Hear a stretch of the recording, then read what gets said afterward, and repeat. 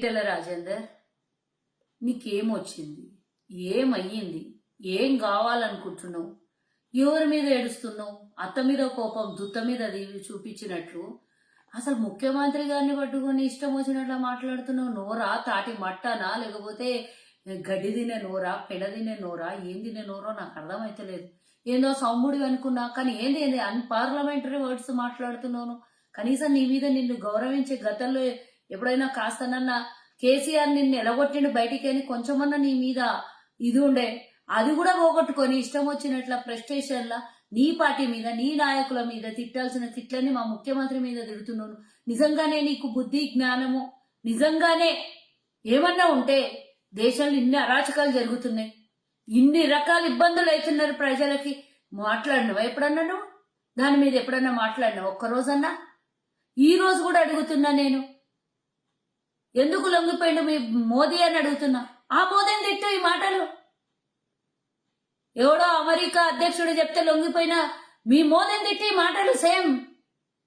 దేశ ప్రజలంటే 140 కోట్ల మంది జనాభా, దేశం అంటే మట్టి కాదో మనుషులో అని ఆనాటి పెద్దలు చెప్పినట్ల మీ మోదీ ఆడినట్లు ఆటలు కావని మోదీని తిట్టు. ఎవరిని తిడుతున్నావు? ఏం మాట్లాడుతున్నావు నువ్వు? నీ నోటికి ఎంత వస్తే అంత మాట్లాడతావు. అధ్యక్షుని పదవి ఇయ్యలేదని ఆ ప్రెస్టేషన్ తోని అక్కడ బండి సంజయ్ మీదనో లేకపోతే మీ కేంద్రం మీద, మీ నాయకుల మీద తీయాల్సిందంతా మా మీద తీస్తున్నావేంది నువ్వు? ఖబర్దార్, పెద్దోనివి, వయసులో పెద్దోనివి, లేకపోతే పార్లమెంట్ సభ్యునివి అని చెప్పేసి ఊరుకుంటున్నామేమో కానీ నువ్వు మర్యాద, మంచి మర్యాద లేననివి. రాష్ట్రానికి ముఖ్యమంత్రి రేవంత్ రెడ్డి గారిని పట్టుకొని ఇష్టం వచ్చినట్లు నువ్వు మాట్లాడితే చూస్తూ ఊకుండడానికి ఏమన్నా పిచ్చోళ్ళక్క కనబడుతున్నారు? రా, ఏడికొస్తావు రా. నువ్వు ఎంపీ పదవిని పక్కకు పెట్టిరా, సామాన్య ప్రజల్లాగా రా. మాస్టర్ మైండ్స్ కామర్స్ చదవాలనుకునే 10th ఇంటర్ విద్యార్థుల తొలి ఎంపిక. నీ అంత చూడకపోతే ఇక నేను అన్నని ఇక డాష్ డాష్ డాష్. ఏం మాట్లాడుతున్నావు? గత 10 ఏళ్ల కింద నువ్వు 10 ఏళ్లు నువ్వు అవతల పార్టీలు ఉన్నప్పుడు కేసీఆర్ ముండమోసిండు రాష్ట్ర ఆర్థిక వ్యవస్థని. అప్పుడు ఎందుకో మాట్లాడలేవు. ఇప్పుడు రేవంత్ రెడ్డి కుదిర్చి అన్ని వ్యవస్థల్ని సరిగ్గా చేయని పోతుంటే ఆయన మీద మాట్లాడతావు. నోరా తాటి మటనా?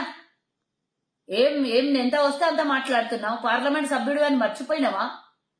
మాకు మాటలు రావనుకుంటున్నావా? నువ్వు మాట్లాడిన మాటలకు జవాబు రావనుకుంటావా?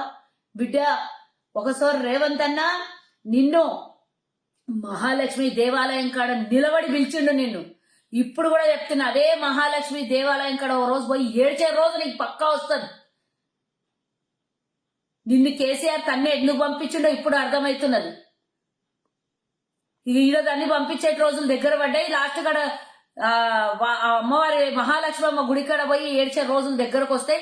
అది గుర్తుంచుకో. ఇంకొకసారి ముఖ్యమంత్రి గారికి గాని, లేకపోతే మా నాయకులకు గాని, ప్రభుత్వం మీద గాని అడ్డమైన చట్టకూతలు కూస్తే నోటికి ప్లాస్టర్ వేసి లేదా నాలుక గుంజు కోసేస్తారని హెచ్చరిస్తున్నా. నువ్వు పెద్దోడివో చిన్నోడివో పదవుల పెద్దోడివో నాకు అనవసరం. మా ముఖ్యమంత్రి గారిని తిట్టినాక నువ్వు ఎంతోడివైనా మాకు అనవసరం. నోరు జాగ్రత్త పెట్టుకో, అదుపులో పెట్టుకో, కంట్రోల్లో పెట్టుకో. లేదంటే చాలా దీనికి పరిణామం ఎదురు చూడాల్సి ఉంటుంది. నువ్వు చాతగా నీ దద్దమ్మలు పార్లమెంట్ లో 1 రూపాయి దేనికి చేత కాలేదు కానీ ఇప్పుడు పెద్ద పెద్ద మాటలు నరుకుతున్నావు. రాష్ట్రాన్ని ఇంత అన్యాయం చేసే కేసీఆర్ మీద ఒక మాట ఎదుగో మాట్లాడతలేవు. నీకు అన్యాయం చేసిందని తెగ ఏడ్చినావు అప్పుడు కుటుంబ సమేతంగా. ఇప్పుడు మాట్లాడవు ఎందుకో? కేసీఆర్ చేసిన అన్యాయం మోసానికే నేను కూడా ఆ అన్యాయం మోసంలో హెల్త్ మినిస్టర్ ఉన్నప్పుడు, ఇంకో శాఖ మంత్రిగా ఉన్నప్పుడు నా సర్వనాశనం చేస్తే ఈ గతి బట్టి కాంగ్రెస్ చేతిలో పెట్టిన తర్వాత దాన్ని కుట్టుకుంటూ వస్తున్నారు బొంతలా. గాని ఎందుకో చెప్పనికి వస్తలేదు. జాగ్రత్త పెట్టుకో. మర్యాద ఇచ్చినంతసేపే మర్యాద ఇస్తాం. మర్యాదకు నువ్వు మర్యాద తీసేసినప్పుడు నీకు మర్యాద లేదు, గిర్యాద లేదు. పబ్లిక్ లో బయటికి వస్తే నువ్వు అన్నావు చూడు, అంతకన్నా ఎక్కువ చేస్తారు నీకు. మాస్టర్ మైండ్స్ కామర్స్ చదవాలనుకునే 10th ఇంటర్ విద్యార్థుల తొలి ఎంపిక.